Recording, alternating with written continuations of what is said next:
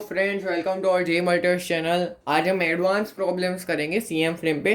तो देखो, ये एक खतरनाक सा प्रॉब्लम दिख ही रहा है कि इसमें क्या है। हमने ये ब्लॉक ए मान लो, ये ब्लॉक बी मान लो, इसका स्टिफनेस के है और एल नॉट है नेचुरल लेंथ। और हमने अभी इनिशियली रिलैक्स लेंथ में स्प्रिंग रिलैक्स स्टेट में, और हमने क्या किया है, बी को ऊपर की तरफ वी नॉट बाई थ्री की वेलोसिटी दी है, ए को लेफ्ट में वी नॉट बाई थ्री की वेलोसिटी दी है। खास बात, ये सब हॉरिजॉन्टल प्लेन में चल रहा है, इसलिए नीचे एम जी नहीं लगाना है, ठीक है। वो अंदर की तरफ होगा, टेबल के अंदर की तरफ, हमारे बोर्ड के अंदर की तरफ, लेकिन उसका अब कोई लेना देना नहीं है इस क्वेश्चन में। तो अब हमने क्या दिया है, ए को एक तो वी नॉट बाई थ्री दे रखी है, बी को ऊपर की तरफ वी नॉट बाई थ्री दे रखी है, और हमें पूछा है स्प्रिंग में मैक्सिमम इलोंगेशन क्या होगा। अब इसको कैसे करें। तो सब ऐसे सब क्वेश्चंस को एनालाइज करने के लिए क्या करना होता है, सीएम फ्रेम में जाना होता है। तो सबसे पहले हम सेंटर ऑफ मास की वेलोसिटी निकालते हैं। तो सबसे पहले वर्टिकल डायरेक्शन में निकालते हैं सेंटर ऑफ मास की velocity. V C M Y क्या होगी, V naught M V not by three plus zero, इसके तो वर्टिकल डायरेक्शन में जीरो है, बाई टू एम, यानी कि वी नॉट बाई सिक्स।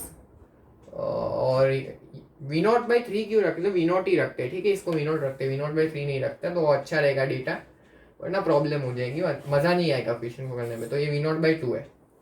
तो वाई डायरेक्शन में सेंटर ऑफ मास की velocity V not by two है, और एक्स डायरेक्शन में क्या होगा, वी सी एम एक्स, ये V not by three J cap लिख दो। तो यही मैग्नीट्यूड तो यही रहेगा, M into minus V naught, क्योंकि आई लेफ्ट में है बाई टू एम। तो ये शायद दिख नहीं रहा होगा, ये दिख नहीं रहा है, कोई बात नहीं, मैग्नीट्यूड तो सेम ही रहेगा। वी सी एम जो वाई एक्स डायरेक्शन में आएगा, अब निकाल सकते हो minus V not by two I cap आएगा।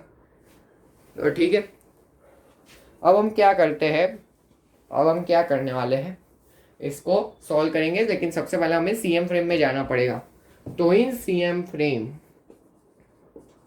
अब हर एक स्टेप को मिस नहीं करना, क्योंकि इसमें वरना कैलकुलेशन एरर हो सकती है।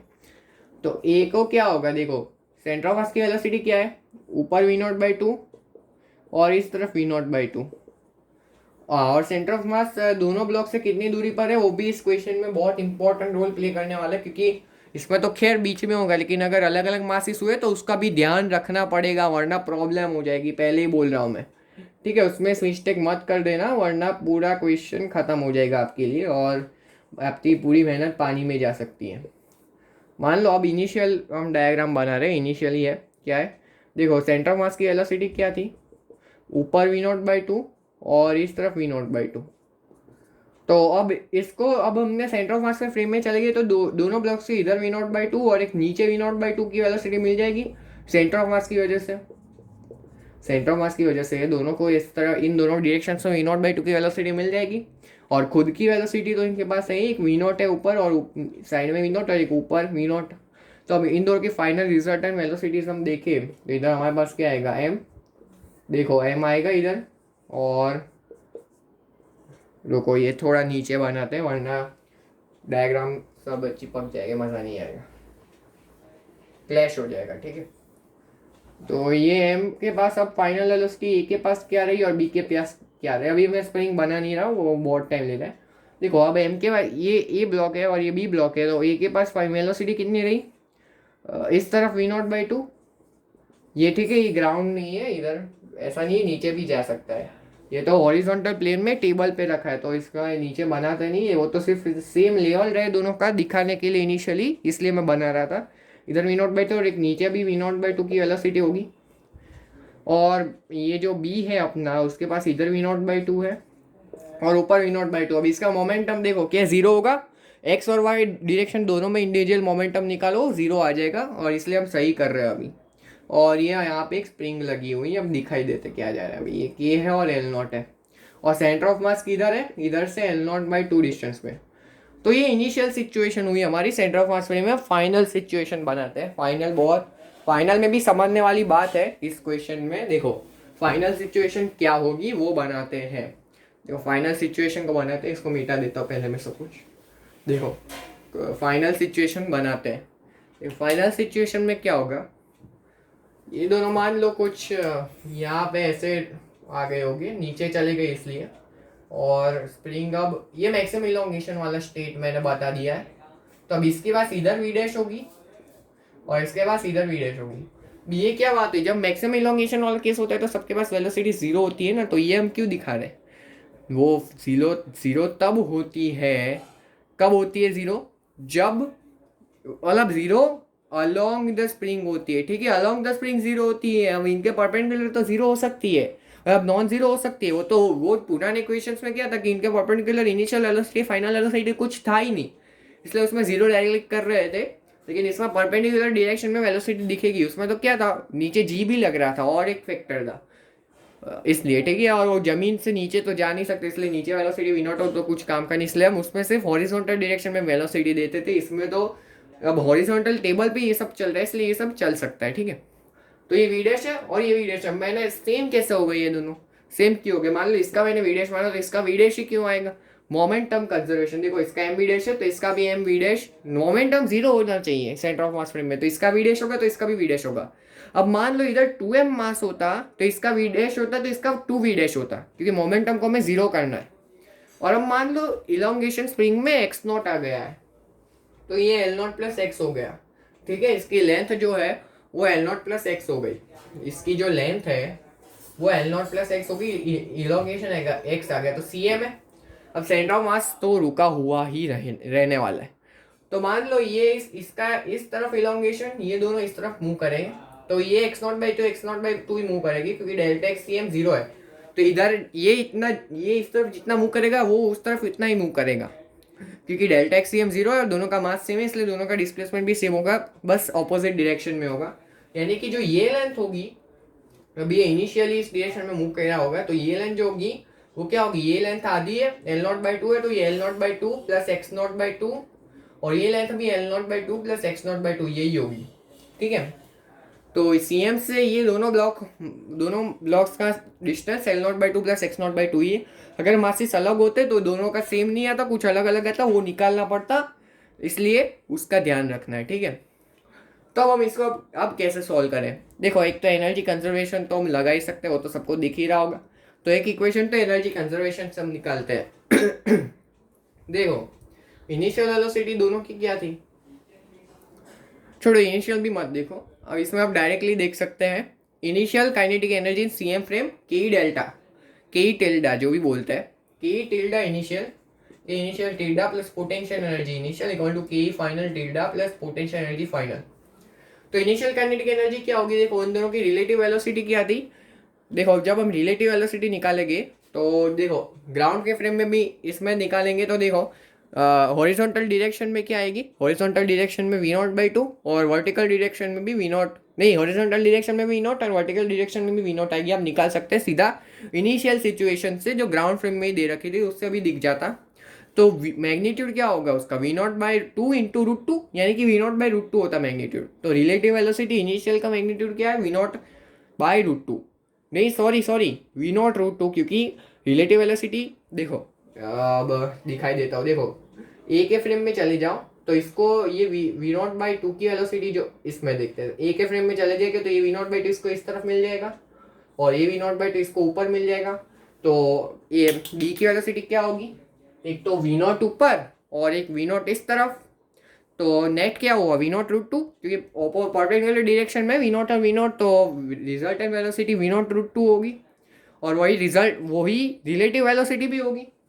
तो हाफ इंटू म्यू, म्यू क्या होगा, M into M by M plus M, यानी कि एम बाई टू आएगा, half into M by two into V relative का स्क्वायर, यानी कि वी नॉट रूट टू का square plus initial elongation zero है। फाइनल काइनेटिक एनर्जी क्या है, इन दोनों की रिलेटिव वेलोसिटी क्या होगी, टू वी डैश होगी, क्योंकि इसका फ्रेम बना लो तो इसको एक वी डैश मिल जाएगी एक्स्ट्रा, और वही रिलेटिव वेलोसिटी होगी। देखो इस, तो फाइनल रिलेटिव वेलोसिटी क्या होगी, म्यू तो सेम ही रहेगा, half M by two into two V dash का स्क्वायर, और फाइनल काइनेटिक एनर्जी क्या, final potential energy half K X naught का स्क्वायर। ये तो इक्वेशन वन हुई। अब देखो हमें क्या क्या चीज़ हमें पता है नहीं पता। हमें वी नॉट पता है, एम तो पता ही है, के भी पता है, लेकिन हमें वी डैश और एक्स नॉट दोनों नहीं पता है, और इक्वेशन सिर्फ एक है और वेरिएबल्स दो है, तो हमें और एक इक्वेशन की भी रिक्वायरमेंट पड़ेगी। तो जिसने रोटेशन पढ़ा होगा उनको ये दिखने की संभावना है कि हम इसमें एंगुलर मोमेंटम लगा सकते हैं। जी बिल्कुल, इसमें हम एंगुलर मोमेंटम लगा सकते हैं, क्योंकि इसमें torque about centre of mass zero है। जब फोर्स ही नहीं है इसमें तो टॉर्क कैसे होगा? स्प्रिंग फोर्स जो टॉर्क देगा, स्प्रिंग फोर्स तो along the line of centre of मास, जिस पॉइंट से उसी पॉइंट से स्प्रिंग फोर्स पास कर रहा होगा, तो उसका टॉर्क जीरो हो गया। तो टॉर्क अबाउट सेंटर ऑफ मास तो ज़ीरो है, और यही खास बात है। इससे हम angular momentum about centre of मास कर सकते हैं, तो वही करेंगे। ये इक्वेशन 1 हुई। अब हम दूसरी इक्वेशन एंगुलर मोमेंटम कंजर्वेशन से लाते हैं। तो दूसरी इक्वेशन देखो, हम एंगुलर मोमेंटम कंजर्वेशन से लाने वाले हैं। तो अगर देखो इसको हम सॉल्व करें तो देखो फाइनल वेलोसिटी, मैं वापस से डायग्राम इधर बनाऊंगा, क्योंकि डायग्राम जितने ज़्यादा बनाएगी उतना इजीली हमें चमकेगा क्वेश्चन। ये रुको, उल्टा बना दिया, कोई बात नहीं। ये वी डैश और इसको भी ऊपर वी डैश है, ये मैंने दिखा, कोई बात नहीं, ये नहीं दिख, ठीक दिख तो रहा है, वी डैश है ऊपर। और अब ये x/2 प्लस l/2 था, और ये x/2 प्लस l/2, ये फाइनल कंडीशन है, फाइनल है। और इनिशियल कंडीशन क्या थी? इनिशियल कंडीशन क्या थी? तो इनिशियल सिचुएशन यही है, ए के पास ये दोनों डायरेक्शन में v0/2 थी, और बी के पास ये दोनों डायरेक्शन में v0/2 थी, वर्टिकल और हॉरिजॉन्टल। तब इनिशियल एंगुलर मोमेंट अगर हम लिखे तो इनिशियल डायग्राम को देखो, पहले इनिशियल डायग्राम को देखो, तो हम इनिशियल एंगुलर मोमेंटम निकाल सकते हैं। तो इनिशियल डायग्राम को देखो, पहले इनिशियल डायग्राम से देखो, ये जो हॉरिजॉन्टल कंपोनेंट है दोनों ब्लॉक्स के वेलोसिटी की, क्या वो एंगुलर मोमेंटम में कंट्रीब्यूट करेंगे? नहीं करेंगे, क्योंकि उनका एंगुलर मोमेंटम अबाउट cm तो जीरो है, क्योंकि ये वही लाइन से पास कर रहा है। ठीक है, वही लाइन से पास कर रहा है, तो जो डिस्टेंस होगा mv/r लेते हैं, r तो जीरो हो गया सीधा। और दोनों देखो m r क्रॉस v होता है, r और v दोनों सेम डायरेक्शन में है, और अगर सेम डायरेक्शन में है तो उनका क्रॉस प्रोडक्ट तो जीरो हो जाएगा, यानी कि ये दोनों कंट्रीब्यूट नहीं करेंगे। और जो परपेंडिकुलर वाला कंपोनेंट है दोनों का, वो कंट्रीब्यूट करेगा। अब देखो दोनों क्लॉकवाइज दिख रहे हैं हमें, क्यों? नहीं सॉरी, दोनों एंटी क्लॉकवाइज दिख रहे हैं। देखो इसकी v0 की वजह से एंगुलर मोमेंटम इस डायरेक्शन में होगा, ये तो फील आ रहा है सेंटर ऑफ मास के अबाउट, और इसकी वजह से इस डायरेक्शन में होगा, दोनों सेम डायरेक्शन है, तो दोनों एड अप हो जाएगी दोनों के एंगुलर मोमेंटम। तो इनिशियल एंगुलर मोमेंटम क्या है? इनिशियल एंगुलर मोमेंटम है ये mv0/2 into l/2, mv0/2 into l/2 plus m b के लिए, अब mv0/2 इंटू l/2 सेम ही होगा, यानी कि mv0 l/2, ये इनिशियल एंगुलर मोमेंटम आ गया हमारे पास। अब हम ये इनिशियल डायग्राम को मिटा देते हैं ताकि हम फाइनल एंगुलर मोमेंटम लिख पाए। तो अब हम फाइनल एंगुलर मोमेंटम लिखते हैं और दोनों को इक्वेट कर देंगे, इनिशियल और फाइनल को। तो फाइनल एंगुलर मोमेंटम क्या है इसमें? देखो अब ये देखो, अब परपेंडिकुलर कंपोनेंट्स ही बचे वैसे भी, तो इसकी वजह से भी एंटी क्लॉकवाइज है, इसकी वजह से भी एंटी क्लॉकवाइज होगा, तो फाइनल भी एंटी क्लॉकवाइज आएगा, होना भी चाहिए, क्योंकि सेम एंगुलर मोमेंटम है, डायरेक्शन भी सेम होनी चाहिए। अब देखो ये mv dash into perpendicular x/2 plus l/2 होगा, ये ए की वजह से और बी की वजह से भी सेम ही होगा इस केस में। अगर ब्लॉक का मास अलग होता तो डिस्टेंस सब अलग होती, वेलोसिटी सब अलग हुई थी, तो मैग्नीट्यूड भी अलग आता, वो ध्यान रखने वाली बात है। तो अब एक अलग क्वेश्चन बना दे सकते हैं, इसमें यही वेलोसिटीज यही देते, लेकिन कोई एक ब्लॉक का मास 2m दे देते, ठीक है।